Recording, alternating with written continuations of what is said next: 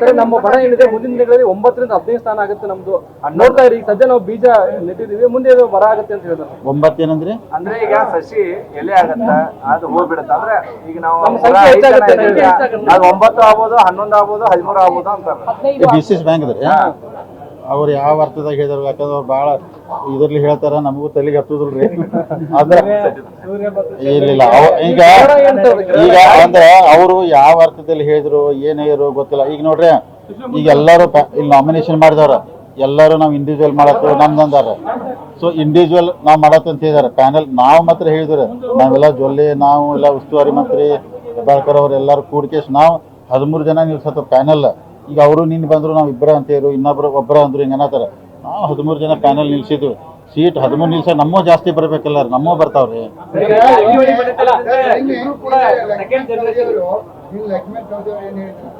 ಸೂರ್ಯ ಮತ್ತು ಚಂದ್ರನಿಗೆ ಗ್ರಹಣ ಇರ್ತದೆ. ಆ ಗ್ರಹಣ ಹಿಡಿದಾಗ ಪೂಜೆ ಪುರಸ್ಕಾರಗಳನ್ನು ಮಾಡೋದು ಅಂತ ಪರೋಕ್ಷವಾಗಿ ಅಲ್ಲ, ಸೂರ್ಯ ಚಂದ್ರ ನನ್ನ ಹೆಸರು ಐತ್ರಿ, ನಾವು ದೇವ್ರಿದ್ದಂಗ ಅಲ್ಲೇ ನಮಗ ಪೂಜೆ ಮಾಡ್ತಾರ ಮಂದಿರಿ. ಅವ್ರು ಯಾವ ಅರ್ಥದಾಗ ಹೇಳಿದಾರೆ ಲಕ್ಷ್ಮಣ್ ಸಹೋದರ ಗೊತ್ತಿಲ್ರಿ. ಸೊ ನಾ ಏನಿಲ್ಲ ರೀ, ಈಗ ಚುನಾವಣೆಯಿಂದ ಎಲ್ಲ ಮಾತುಕತೆಗಳು ಎಲ್ಲ ಚರ್ಚೆಗಳು ನಡೀತಾವ್ರೆ. ನಾ ಏನಿಲ್ಲ ಇವತ್ತು ಅತನಿ ಕಾಗವಾಡ ಚಿಕ್ಕೋಡಿ ನಾವು ಅದಕ್ಕೆ ಸಂಬಂಧ ಇಲ್ಲ, ನಮಗೆ ಕೇಳು ನಿಂತಿಲ್ಲ ಅದು. ಸೊ ಎಲ್ಲಾನು ಸ್ಮೂತ್ ಮಾಡಕ್ ಪ್ರಯತ್ನ ಮಾಡ್ತೀವಿ. 13 ತಕ ಆಗದಿಲ್ಲ ಅಂದ್ರೆ ಅನಿವಾರ್ಯ ಬಂದಾಗ ನಾವು ಚುನಾವಣೆ ಮಾಡಕ್ ನಮ್ ಗುಂಪು ಕಟ್ಟಿದ್ದು ಮಾಡ್ತೀವಿ.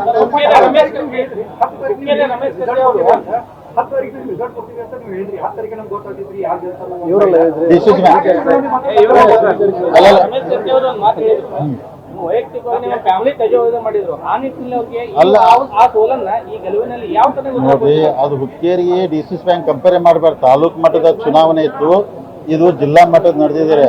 ಅದಕ್ಕೆ ಇಲ್ಲಿ 19 ಬರುವಂತ ರಿಸಲ್ಟ್ ಜಿಲ್ಲಾ ಸ್ಟೇಟ್ ಲೆವೆಲ್ ಅಂತ ದೊಡ್ಡ ಸುದ್ದಿ ಆಗ್ತೈತಿ. ಅವಾಗ ತಾನ ಮೆಸೇಜ್ ಹೋಗ್ತೈತಿ, ಗೊತ್ತಾಗ್ತೈತಿ. ತಾವು 10 ತಾರೀಕು ಏನಂದ್ರಿ?